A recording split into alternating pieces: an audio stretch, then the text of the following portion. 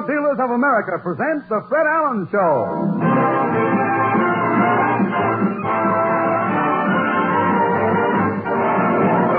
Show with Fred's guests Leo Durocher, Fulton Hopper, Minerva Pius, Peter Donald, Parker Fenley, the DeMarco sisters, and Al Goodman and his orchestra. And this is Kenny Delmar speaking for your friendly Ford dealer. He's the expert on Fords in your neighborhood. He's the one who knows your Ford best. It stands to reason that he's the man to service your Ford. He has special equipment to do the job right. His mechanics are Ford trained in factory-approved methods. He has genuine Ford parts. So for an expert job done promptly, it pays to bring your Ford back home for service.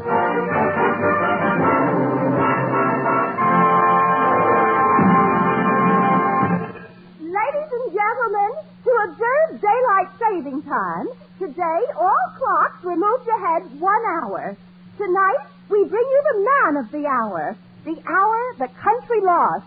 He's Fred Allen.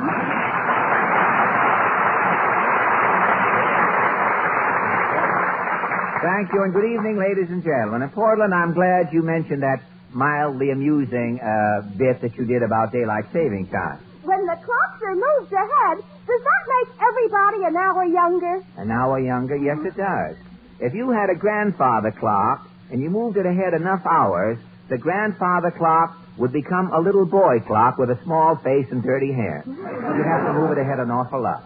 Daylight... Wait, no, it's just because your lines don't get laughed, you know. Daylight saving spoiled Mama's cuckoo clock. Really? How? The cuckoo doesn't know what time it is. Really? What makes you think so? Today at 12 o'clock, the cuckoo came out and just shrugged its wings. If you think you're... I saw a man come out of the Audubon Society and do the same thing. I think he was cuckoo too, but if you think your cuckoo is confused, you should see Misha Auer today. He doesn't even know who he is. Hey, I just happened... We have awfully slow acoustics in here. I must speak to Mr. Trammell to have the acoustics stepped up in here. Say, Portland, I just happened to think. Jack Eigen. What is that? Well, Jack Eigen only listens to our program until he hears his name. Now, he asked me to mention his name early tonight. He has to go over to the circus. He's doing a special broadcast from inside Gargantua's cage. After the show, Gargantua is going over to the Copa, I think, for Jack's anniversary. It looks like a big night with fur on at the Copa. Tell me, wait till I get Gargantua to check his coat. Wait till they... Tell me, Portland, what's in the news this week? The subway fare is going to be raised to 10 cents. I wonder why they're raising the subway fare. Well, Mama says they're trying to keep out the riffraff. Well, they should. The subway really could use a better class of people. It's going to cost 10 cents to come from Jackson Heights. And it's going to be worth it. Have you heard the new subway jingle? Really? What is the subway jingle? The subway fare is now a dime. Commuters think it is a crime. The good old days are forever lost when a ride in the subway only costs a nickel, nickel, nickel, nickel, That's nickel. very good.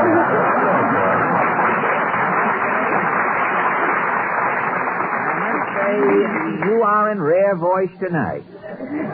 Do you think I'll ever sing at the Met? Not inside, no.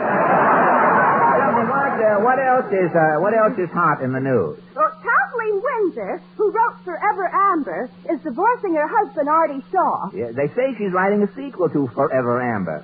A sequel? It's called Temporarily Artie. Yes, if I don't hear any cries of author from people wanting the name of the man who wrote that joke, I think I shall start for Allen's Alley. What is your question tonight? Well, a new book called The Treasury of American Superstitions has been compiled by Claudia DeLise. It contains every superstition you have ever heard of, Portland. And so, being in the mood for superstitions, our question is, how do you feel about superstition? Shall we go? As the Chinese teapot said to the auctioneer's hammer, I'm going, I'm gone.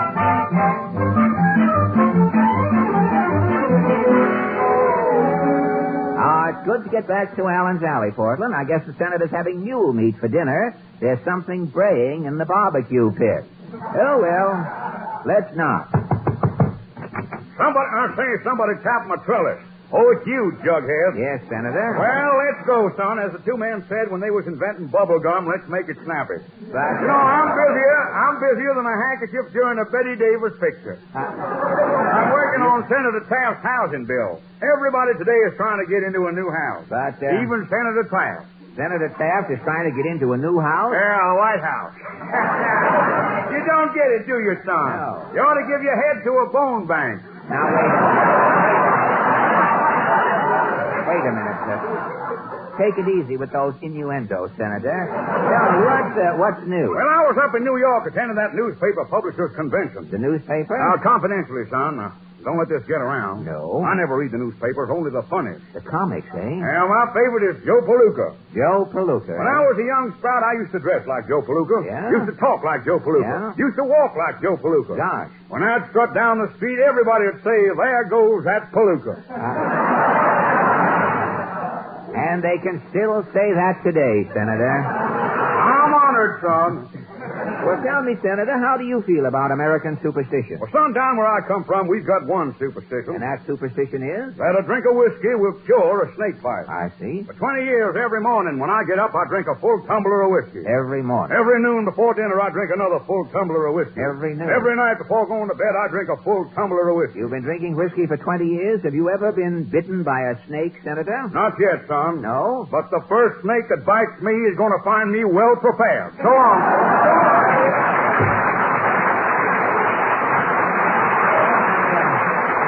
I hope the snake is as well fortified as the senator. Yeah, I wonder if Mr. Moody's around. Howdy, Bob. Mr. Moody, you look a little tired. Yeah, last night I was up till all hours. Oh, really? Must have been 9 o'clock before I got to bed. And this morning I didn't wake up till 5 o'clock. 5 o'clock? The whole forenoon was gone. What kept you up so late? Oh, our Townsend Club had to do. Oh, really? What was the entertainment? The first act was a fellow in yellow balbriggans and bare feet. An acrobat? Yeah, he kept skinning the cat for 20 minutes. Oh, I see. Next, two fellows come on dressed in blood-red tuxedos. Yes? They played Chinatown, My Chinatown on musical bottles. Lady, this was some show. The grand howdy-do and climax was Miss Mona Huckabee. Yeah? Miss Huckabee, she gave an exciting description of a honeysuckle bloom unfolding and opening up that she'd spied on through a magnifying glass. Hey, you had some evening. I'd think twice before I'd go through it again. Mr. Moody, what about these American superstitions? Why, some of them make sense, some don't. Well, how do you mean? Well, some people think keeping a whale in a closet is bad luck. Yes, that's true. And a family I know, they wouldn't open an umbrella in the house. They said that was bad luck. Really? One spring it rained, 32 straight days and nights. Yeah? Rain started pouring through the roof down inside the house. They wouldn't raise an umbrella? No. Whole family was drowned. What do you mean? Well, tell me, Titus, do you have any superstitions? Why, I ain't decided. No? Last summer I nailed a horseshoe up over my front door to bring me good luck. And it did. What happened? Why, one night lightning struck the metal horseshoe Yes? and my house burnt to the ground. But how were you lucky? I wasn't home. So long.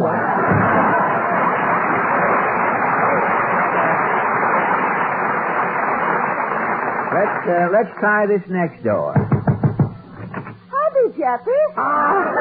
Mrs. Nussbaum, I see you have your gold wedgies on. I'm practically only now this minute from the theater returning. Really? What play did you see? Mac's Death. Mac's Death. It is written by Jake Spears.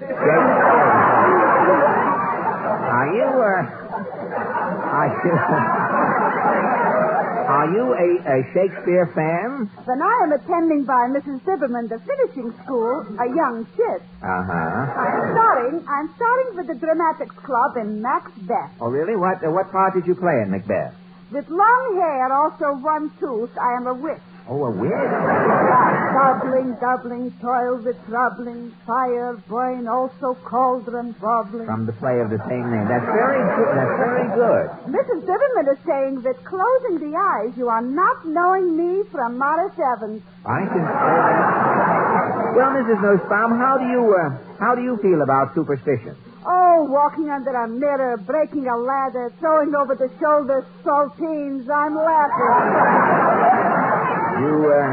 Do you recall any specific instances where you have flouted superstitions? Last October. What happened? It's an old superstitious. A black cat is crossing the path, is coming bad luck. Bad luck. This Pierre, I am out driving. Yes. Is crossing the path 3 black cats. 3 black cats. We are hitting them 1, 2, 3. And the bad luck? The black cat is having the bad luck. And you? I am having a new fur coat. Oh, my God. And that brings us to the Ajax Cassidy, Sandy. Let's pass the time of day with Mr. Cassidy.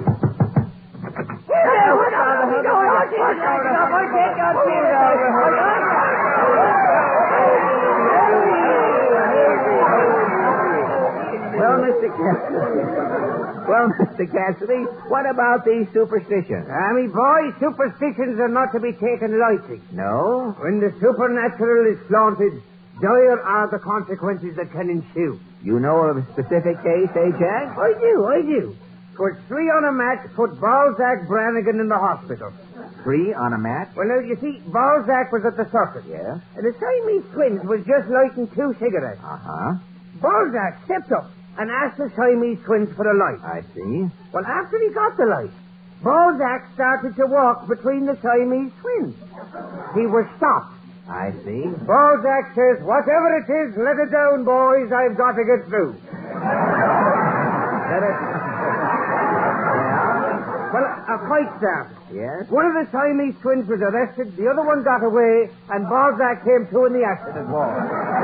Say, there must be something to those superstitions. Oh, there is. Now, you take Knocko Nolan, the waiter. What happened to Knocko the waiter? Well, now, all his life, to ward off rheumatism, Yeah. Knocko carried an acorn in his pocket. An acorn? When he finally died, Knocko the waiter was buried in his waiter's suit with the acorn still in his pocket. Uh-huh. 20 years later, what happened? What? Out of Knocko the waiter's grave, there grew a giant oak tree. A giant oak tree. And the oak tree had on a tuxedo coat and a dickie. Are you superstitious, Ajax? Oh, I am, me boy. I'm convinced the number 13 is unlucky. What makes you think so? Well, 13 has caused me to disappear at frequent intervals for periods of 30 days. 13? 12 jurymen and a judge. Good night. We've had enough fun. We're ready now for the DeMarco song. And so, the 5 DeMarco sisters and Maestro Goodman add up to April Showers. Girls?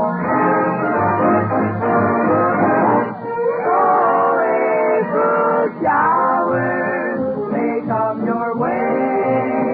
They bring the flowers that bloom in May. So if it's raining, have no regret, because it isn't rain, you know it's raining violets. And when you see clouds up on the hill, you soon will see clouds of daffodils. So keep on looking for a bluebird and listen for a song whenever April showers come along. When you see clouds up in the hill, soon you see clouds. So many daffodils in the hills, so look for a bluebird and listen for his song whenever April showers come along. When April showers come along.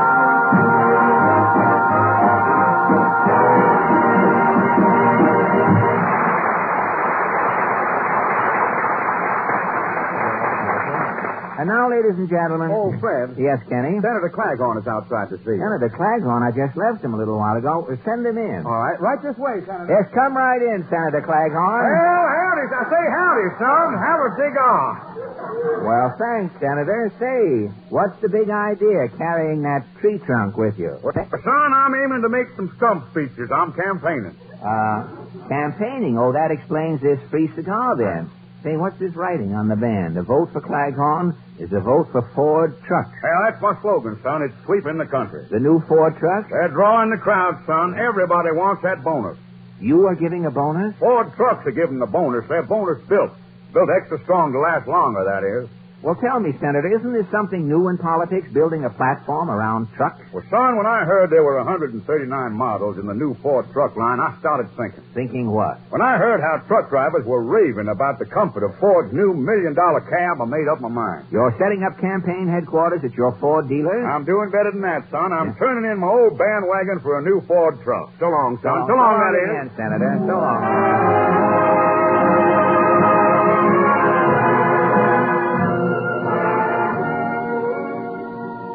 For listeners who feel that a little music goes a long way, we have just offered a few bars of But Beautiful, played by Maestro Al Goodman and his They Knew Vaughn Monroe when he was only a schmo orchestra. And now, ladies, yes, Portland? Who is our guest tonight? Well, we haven't any guest, Portland. No guest? That is one of the things that is wrong with radio today. Every program has refrigerators and guests. But guests are radio has too many guests. I heard a guest on Mary Margaret McBride's program the other day. He brought a guest with him. Well, while Mary was interviewing her guest, the guest was interviewing his guest. It was very confusing. Mr. Bohack objected, I heard later. But last week, you said Leo Durocher was coming tonight. Leo Durocher is the reason I am finished with guest Portland. The trouble I had with that Leo Durocher. What happened? Well, last Thursday, I was walking along 50th Street. Just as I passed Peg Woffington's tea shop, the door opened, and I heard a voice say, Hello, Fred. Leo Durocher.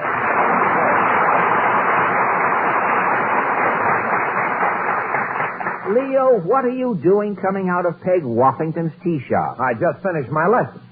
Your lesson in a tea shop? Yes, I have a tutor. I'm studying the theory and proper technique of drinking tea. Tea? Fred, do you know when you finish your tea, you're not supposed to squeeze the wet tea bag out between your fingers? No? What do you do? Well, when you're finished, you pick the tea bag up in the sugar tongs and press it gently. But, Leo... Fred, do you know what I learned today? What? You drink tea out of the cup. The cup? What do you do with the saucer? Well, if your tea is too hot to drink, you fan it with your saucer. Oh, wait a minute, Leo. Leo, what is this tea routine? Well, you have to know these things, old boy, when you're in the literary set. You are in the literary set? Yes, Fred. I just wrote a book. A book? It's called The Dodgers and Me. The Dodgers and Me. Well, in Boston, of course, it's called The Dodgers and I. Oh, now. But, Leo, how did you ever happen to write a book? Well, last year, Fred, I had a lot of time on my hands.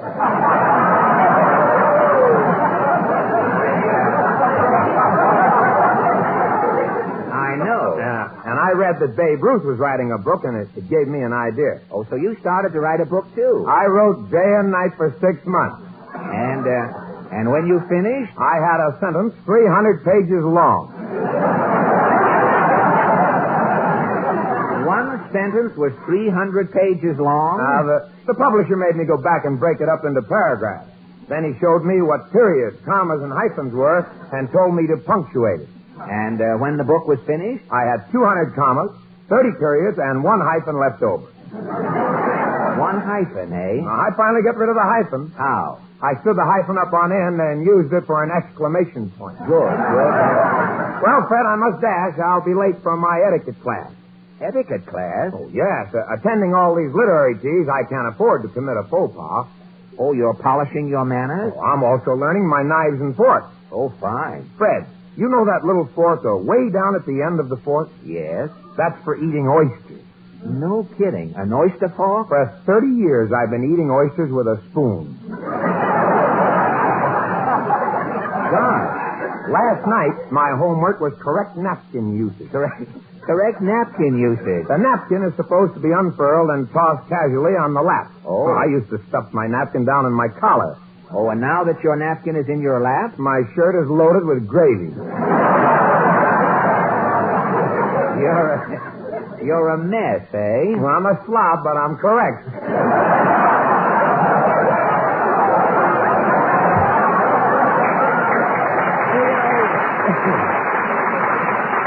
Leo, take my advice. Stay a slob. What do you want with etiquette and writing books? Why, you're one of the best managers in baseball. But I'm thinking of my future, Fred. That's why I became an author. Why? Well, George Bernard Shaw is 92 years old, and he's still writing, isn't he? Yes? When a baseball player is 92, well, where is he? Where? He's pitching for the Giants.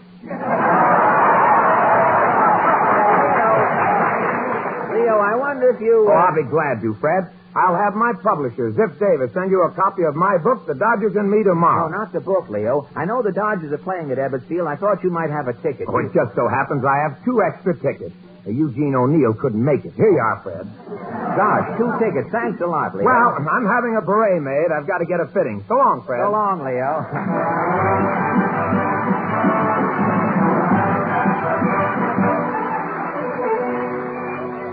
Well, Portland, the next day I took the 2 tickets and went over to Brooklyn to see the game. I got out of the subway. I seemed to be in the very heart of Brooklyn. Natives crowded around me in their quaint costumes, chattering in a strange tongue. I stopped a native girl and said, "Pardon me." The native girl replied, What's eating you, Jake?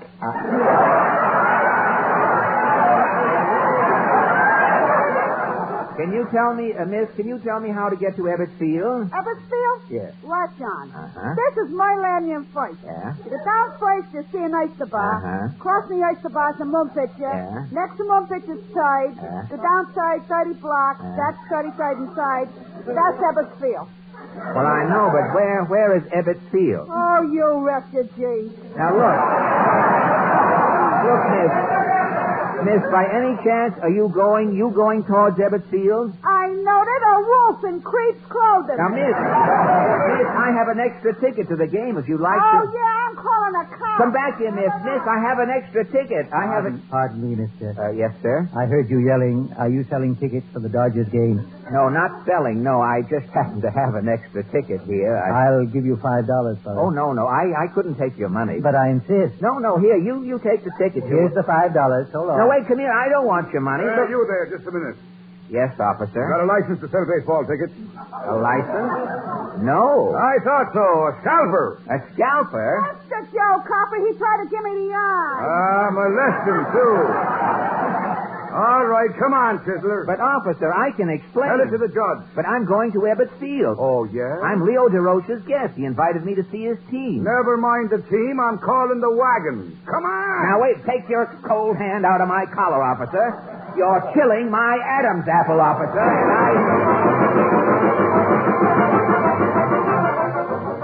Well, Portland, the next morning I had to go to court. I called Leo Durocher, and he came over to be my witness. We got to the Brooklyn court just in time. The judge was rapping his gavel. Here yours. The next case, People of Brooklyn versus Fred Allen. The charge, ticket speculating.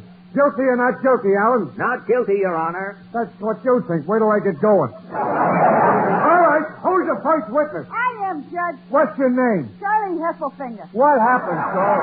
Well, Your Honor, I'm standing on Myrtle Avenue when this Geronimo gives me the eye. Well, I throw him the chill. The next thing I know, he's hawking tickets to the Dodgers game. Your Honor, this is ridiculous. Order in the court! Officer Clancy. I caught him two-handed, Your Honor. Two-handed? In one hand he had a ticket, in the other hand he was holding $5. Where's the evidence, Clancy? Right here. Here's the stub of the ticket.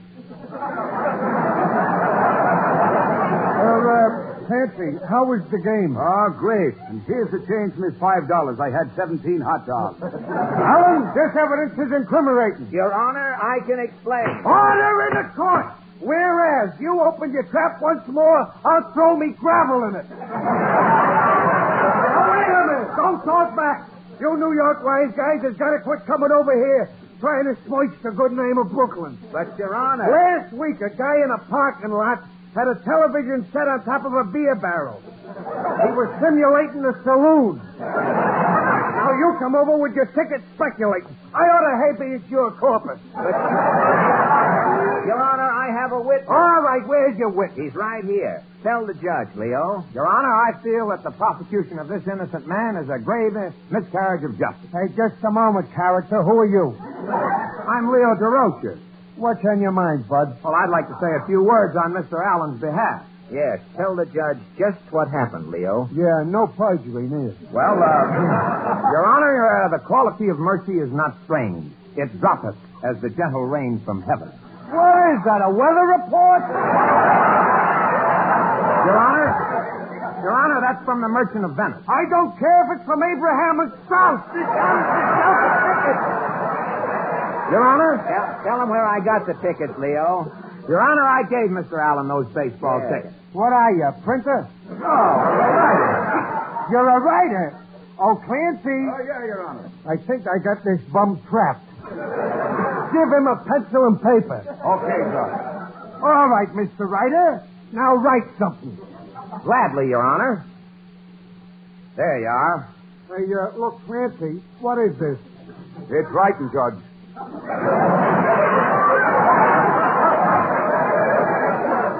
No kidding. I thought writing was bigger than that. No, Judge, that's writing. All right, Mr. Wise Guy, you wrote it. Now read it. What does it say? It says, The Dodgers and Me, on sale May 18th at all bookshops. Did you hear that, Judge? The Dodgers are for sale. Yeah, that does it. Allen is scalping tickets, and this con man is trying to sell the Dodgers. Clancy, hand me the reservation book for Sing Sing. Your Honor, this is ridiculous. Leo, tell him who you really are. The Fred, my literary standing. But, Leo, Sing Sing. Oh, all right. Your Honor, I'm manager of the Brooklyn Dodgers. What did you say your name was again? Durocher, Leo Durocher. Leo Durocher. How long you been managing the Dodgers? 9 years. Oh, yeah? Where was you last year? Well, it's a long story, Judge. Part of the time I was writing a book.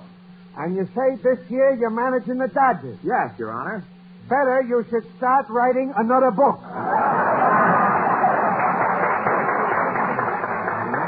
What do you mean? Well, what happened last Wednesday? The Giants beat us. What's the big idea? Using 24 men.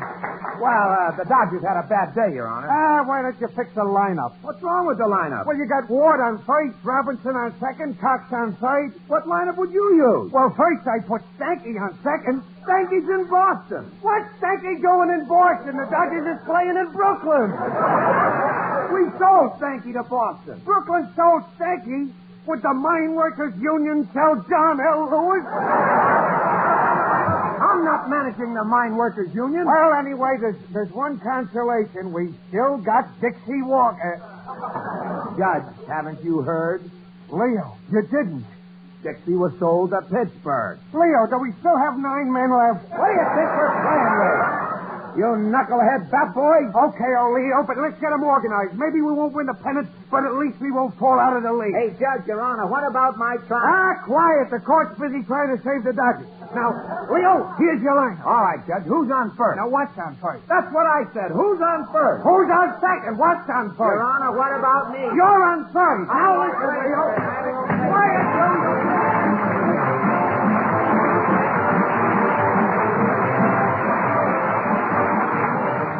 This is NBC, the national broadcasting company.